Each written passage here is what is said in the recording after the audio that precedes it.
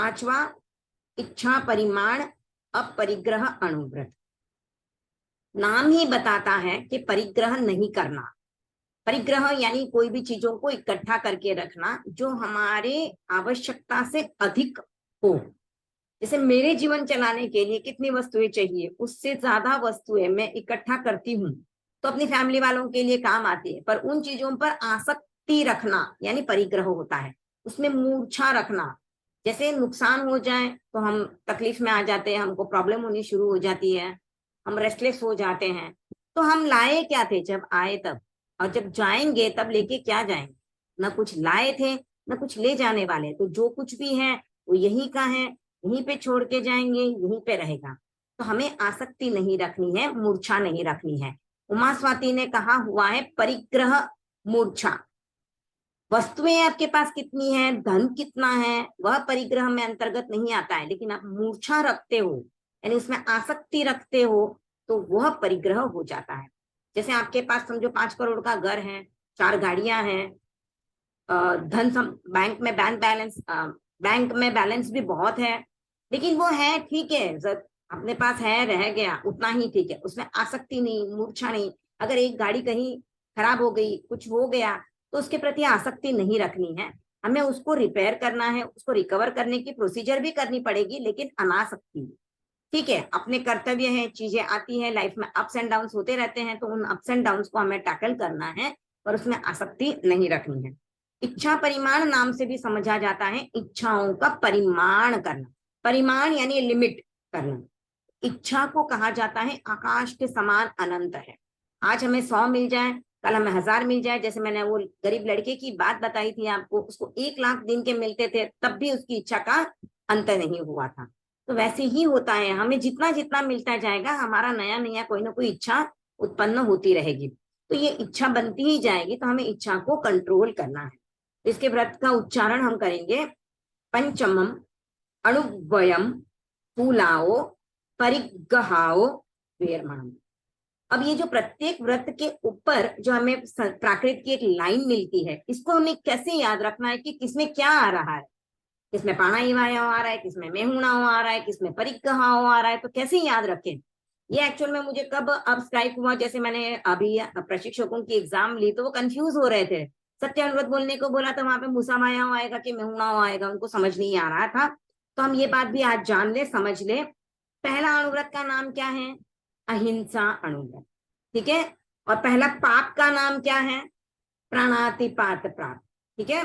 पाप और व्रतों को साथ साथ में आप देखिए, पहला व्रत है अहिंसा अणुव्रत, उसके साथ पहला पाप है प्राणातिपात। तो यहाँ पे जो अहिंसा में आएगा प्राणातिपात, तो वो होगा पाणा इवायाओ। प्राकृत में प्राणातिपात का पाणा इवायाओ बन जाता है। दूसरा है सत्य, सत्य के साथ दूसरा पाप कौन सा है? मृषावाद। तो यहाँ पे आएगा मुसावायाओ। सेकेंड, सत्य के साथ, सत्य यानी झूठ नहीं बोलना, यानी मृषावाद नहीं करना, तो मुसावायाओ आएगा। थर्ड है अदत्ता दान, सॉरी तीसरा, तीसरा व्रत है अस्तेय। अस्तेय, अचौर्य, अदत्ता दान, वीरमण व्रत, तीनों ही नाम बोल सकते हो। तो अदत्ता दान है, और यहाँ पे पाप का नाम भी क्या है? अदत्ता दान। तो उसका ही प्राकृत में नाम हो जाता है अदिन्ना दानाओ के। चौथा व्रत है हमारा, चौथा अणुव्रत है ब्रह्मचर्य अणुव्रत या स्वधार संतोष अणुव्रत। तो यहाँ पे चौथा पाप कौन सा है? मैथुन। मैथुन यानी मेहुणाओ, तो स्वधार संतोष के साथ आएगा मेहुणाओ। अब पांचवा हमारा अणुव्रत है अपरिग्रह अणुव्रत। तो उसका पांचवा पाप यहाँ पे कौन सा आता है? परिग्रह। ठीक है, मैथुन के बाद परिग्रह, तो यहाँ पे आएगा परिग्रहाओ। ऐसे आप इजीली याद रख सकते हो। पहले 5 अणुव्रत में ही डिफिकल्टी है, उसके बाद तो जो व्रत का नाम है उस हिसाब से ही पहली लाइन में आता है।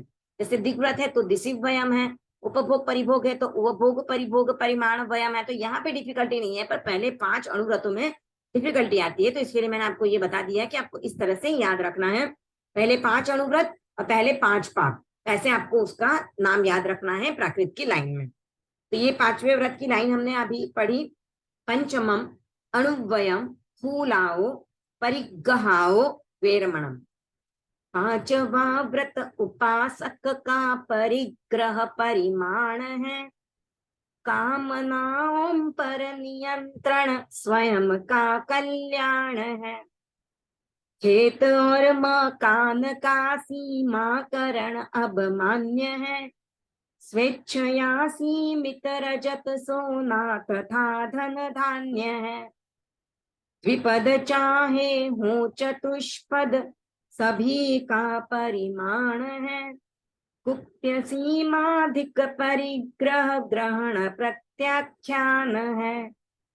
करण एक त्रियोग से स्वीकृत नियम की साधना, स्थूल अपरिग्रह अणुव्रत की करूं आराधना। अब ये जब व्रत की बात आती है तो हमारे सामने एक क्वेश्चन आता है कि एक और तो हम कहते हैं कि मनुष्य को अपना विकास करना चाहिए, दूसरी ओर हम कहते हैं कि इच्छा का परिमाण करो।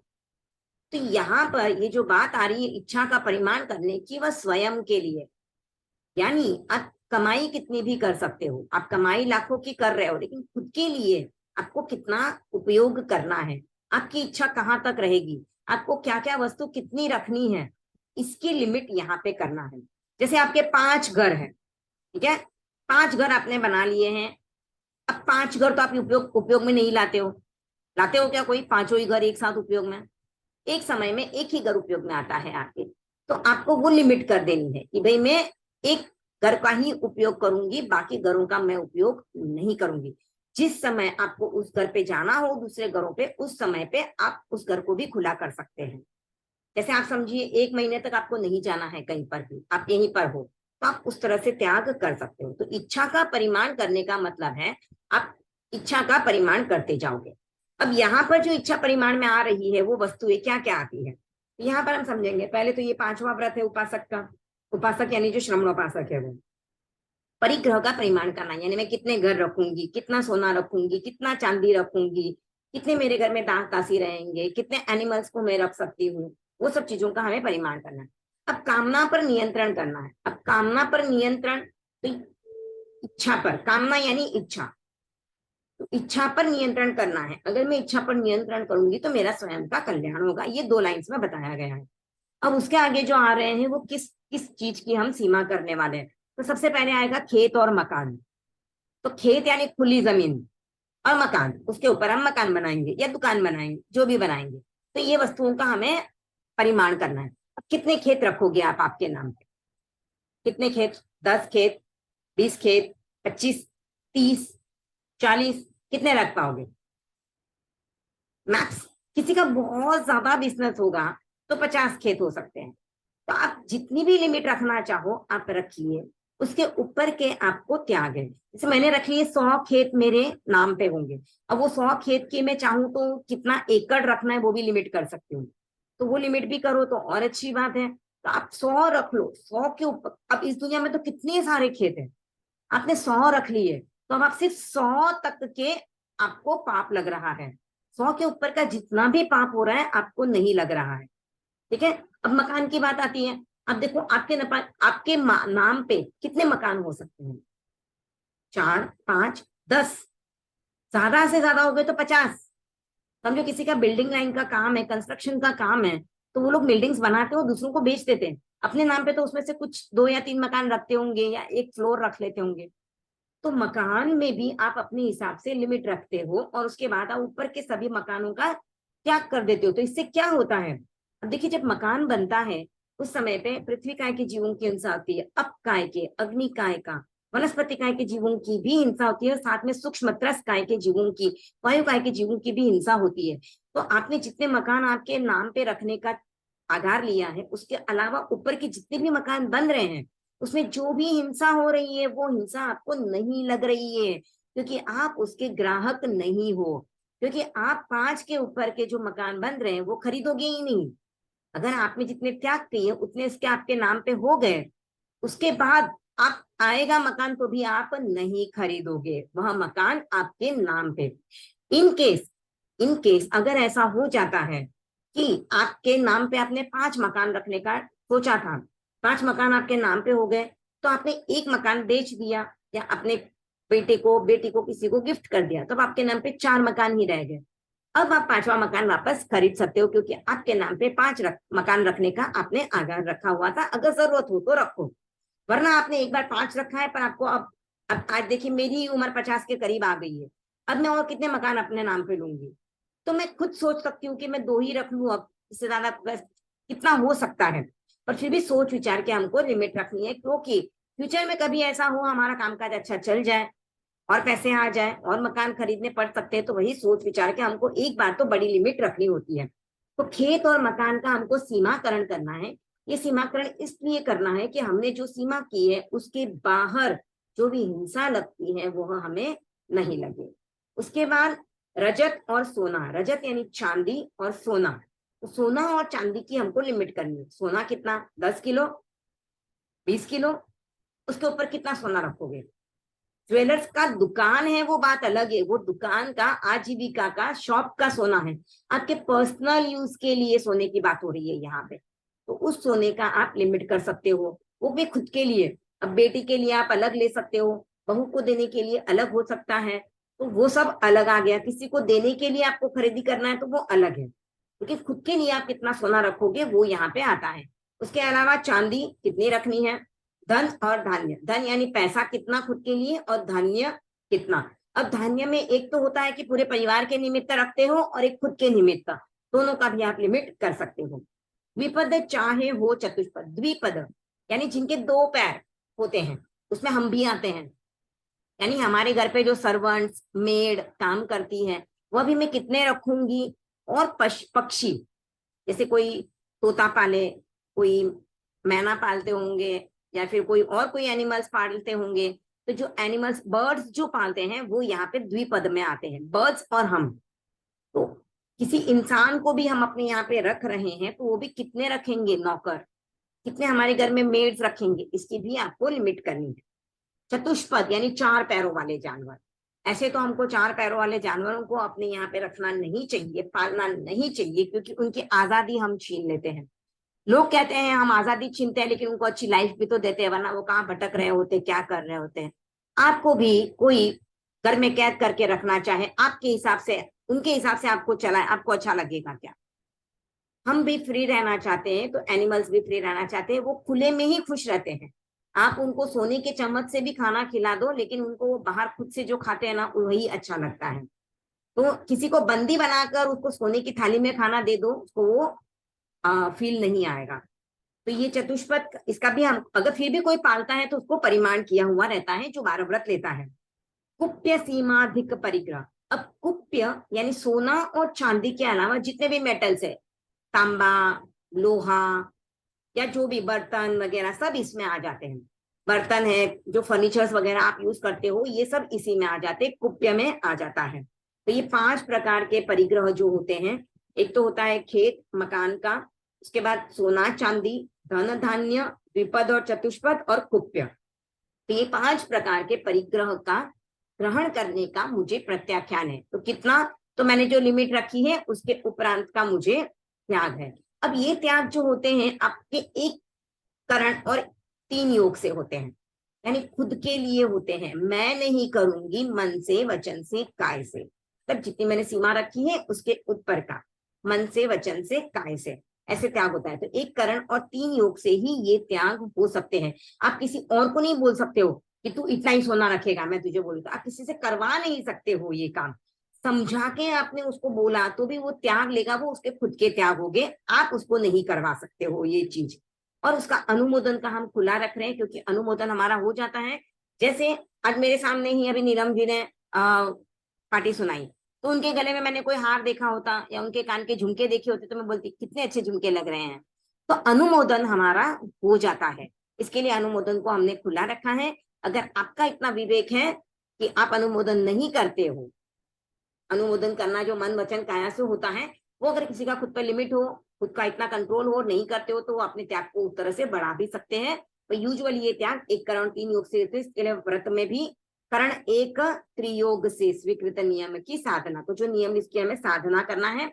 और हमने जैसे ये जाना है कि त्रियोग अनुव्रत, से त्रियोग से भी करना हम लोगों को दोष लग सकता है क्या? खाली एक करण एक योग से नियम नहीं, लेना ज्यादा त्रियोग, सेफर साइड है? त्रियोग यानी मैं करूंगी नहीं मन से वचन से काय से, ऐसा है। मन से बाई चांस जैसे 1 सेकंड के लिए भी अगर आ गया तो वो दोष लग जाएगा आपने ना। जो आगार रखा है ना, खुद के निमित्त का त्याग है ये। एक करण जो है, करूँ नहीं, ये 3 योग जो है ना, आप देखिए त्याग जो हम करते हैं, त्याग हम जो करते हैं वो 3 करण और 3 योग से हो सकते हैं। अब जो पहला करण है करूँ नहीं, वो होता है मन वचन काया से। तो आपके मन में आपने जितनी लिमिट रखी है उसके अलावा और लेने का मन में नहीं आना चाहिए। तो इसके लिए आपको लिमिट उतनी रखनी है। वचन से भी आपका बोलने में आपने जो लिमिट रखी है आपके करने के लिए, जैसे मैंने धन धान्य रखा है, मैंने सोना चांदी रखा है, उसके ऊपर का मुझे बोलना भी नहीं है, मन में लाना भी नहीं है और करना भी नहीं। यहाँ पर अनुमोदन का है ही नहीं। तो आप मन वचन और काया से जो सोचने का, बोलने का और शरीर से क्रिया करने का कार्य है वो कर रहे हो। हम जो त्याग लेते हैं 3 करण और 3 योग से होता है, मतलब सबसे पहला जो स्थूल रूप में त्याग होता है वो काया से होता है, खुद से करूं नहीं, खुद की काया से। उसके बाद वचन पे आता है, उसके बाद मन पे आता है। तो ये होता है 3 कोटि का त्याग। उसके बाद कराऊं नहीं का त्याग आता है, उसमें आता है काय वचन और मन, तो फिर 6 कोटि का त्याग होता है। यानी फिर 4, 5 और 6 कोटि ऐसे आगे बढ़ता है। जब हम अनुमोदन का करते हैं त्याग, तो अनुमोदु नहीं, काय से, वचन से और मन से। तो ये 7, 8 और 9 कोटि के त्याग होते हैं। तो हमारा जो सबसे पहला त्याग शुरू होता है वो काय से शुरू होता है। और हम यूजुअली जो त्याग करते हैं वह एक करण और एक योग से ही करते हैं। यूजुअली हम लेते हैं वो एक करण, मन से मैं करूंगी नहीं, काया से। हम बोलने का भी हमारी खुलावट होती है और सोचने की भी खुलावट ही होती है। ये जो इसमें व्रत में बताया गया है करण एक त्रियोग से, वो सबके लिए स्टैंडर्ड बता दिया है। पर अब आपके त्याग कैसे हो उस हिसाब से आपके उसका आप आलोचना करते जाओगे। 12 व्रत लिए होंगे तो आपके उस तरह से आलोचना होती जाएगी। नहीं लिए हुए हैं आपने 12 व्रत, आप प्रतिक्रमण करते हो तो सिर्फ स्वाध्याय हो रहा है आपका।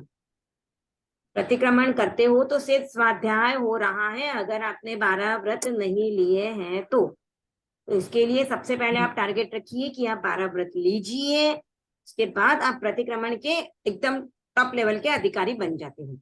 जब व्रत ही नहीं है तो आलोचना किसकी तो लोगे? जब तो त्याग ही जब नहीं तक लिया 12 है तो दोष कहाँ लगेगा? बोलिए। वही बोल रही हूँ, जब तक 12 व्रत नहीं लेंगे तब तक प्रतिक्रमण मतलब वो होगा नहीं, हम लोगों का खाली स्वाध्याय ही होगा। स्वाध्याय ही हो रहा है। जब तक आप व्रत नहीं लोगे तब तक दोष लगेगा कहाँ? दोष लगा नहीं तो आलोचना किसकी लोगे? तो आप अगर सही बात नहीं है। लिए हैं 12 व्रत तो आपके सिर्फ स्वाध्याय हो रहा है, आप एक सिर्फ क्रिया कर रहे हो प्रतिक्रमण की। इसके लिए सभी लोग एक टारगेट बनाए कि हम सभी के 12 व्रत लिए हुए होने चाहिए। जितना जितना आपको समझ में आए उतना कीजिए, लिमिट आपको जितनी चाहिए उतनी खुली रखिए ना। जैसे मैं बोलूं साड़ियों की लिमिट रखने की बात कही जाती है, तो आप कितनी साड़ियां खरीद लेते होंगे साल में? 100, 200, 300? 300 के ऊपर से साड़ियों का आप त्याग कर लीजिए तो 300 पे ही आ गए ना आप। नहीं तो आप जितनी हजारों लाखों करोड़ों साड़ियां बन रही है, उसके बनते हुए जो इंसान का दोष लग रहा है वो आपको लग रहा है। तो आप खुलावट जितनी चाहिए उतनी रख लो। सोना आपको रखना है ना, आप 100 किलो रख लो। मकान आपको रखने हैं 500 रख लो, 1000 मकान रख लो, उसके ऊपर के त्याग कर लो। तो 1000 के ऊपर के भी, 1000 तो सिर्फ हमारे, हम जहाँ रहते हैं उधर लोकेलिटी में मकान हो जाते हैं। तो हम तो पूरी दुनिया के मकानों का पाप हमको लगा रहे हैं, तो उन सब मकानों का हमको त्याग करना है। इसके लिए 12 व्रत लेने। हमारे जो पाप लग रहे हैं ना वो भर भर के लग रहे हैं, समुन्द्र जितने पाप हैं। समुद्र कितना विशाल है, उतने पाप फैले हुए हैं और हम सब पाप हमारे लिए खुले किए हुए हैं हमने। अगर हम 12 व्रत ले लेते हैं तो हमारे जो पाप लगने का है वो एक मटके में आ जाता है। समुद्र कितना बड़ा और एक मटका कितना छोटा होता है। और उसमें भी अगर आप 14 नियम चिताते हो रेगुलर में, 14 नियम में और लिमिट आ जाती है, तो वो तो फिर आपके पाप जो है ना वो एक मग या छोटी कलसी जो होती है उसमें आ जाते हैं। तो उतने ही पाप आपको लगते हैं, बाकी के पाप आपको नहीं लगते। थोड़ी सी जागरूकता रखनी है आपको। कोई साधु बनने के लिए नहीं कह रहा है, आपको पूरी तरह से सब कुछ काम छोड़ने के लिए नहीं कह रहा है। थोड़ी सी जागरूकता रखनी है। और आप भी यहाँ गृहस्थ में रहते हुए भी अपना संयम और साधना कर सकते हो। अच्छा अच्छा, एक मैम आपने जो ये मतलब वो बताए ना कि 18 पाप के हिसाब से लर्न करना, तो ये कहीं भी किसी में एक करण योग आ रहा है, किसी में 2 करण 3 योग आया है, तो ये भी थोड़ा याद रखने की कोई ट्रिक है, क्योंकि इसमें भी कंफ्यूजन हो जाता है कहीं कहीं। बताती हूँ, वो भी बताऊंगी मैम। हाँ, ठीक है, चलिए। तो अभी हाँ। अब अभी जो हम 5वां व्रत कर रहे हैं, इसी के साथ हम समझे 5, 6 और 7, ये 3 व्रत जो हैं, इसमें 1 करण और 3 योग ही मिलेगा आपको। ठीक है, बाकी के जो व्रत है उसमें आपको 2 करण और 3 योग मिलेंगे। ओके, तो 5, 6 और 7, इसमें 1 करण और 3 योग मिलेंगे। अब 12वां व्रत जो है उसमें कोई करण योग नहीं है, क्योंकि वहां पर 2 जन चाहिए। जब 2 जन होते हैं, यानी एक तो होगी चारित्रात्मा और उसके साथ होंगे हम व्रत निपजाने वाले, तो यथा संविभाग व्रत में कोई भी करण योग नहीं है। तो 1 से लेकर 11 तक आपको करण और योग मिलेंगे, उसमें भी 5, 6 और 7 में सिर्फ 1 करण और 3 योग मिलेंगे।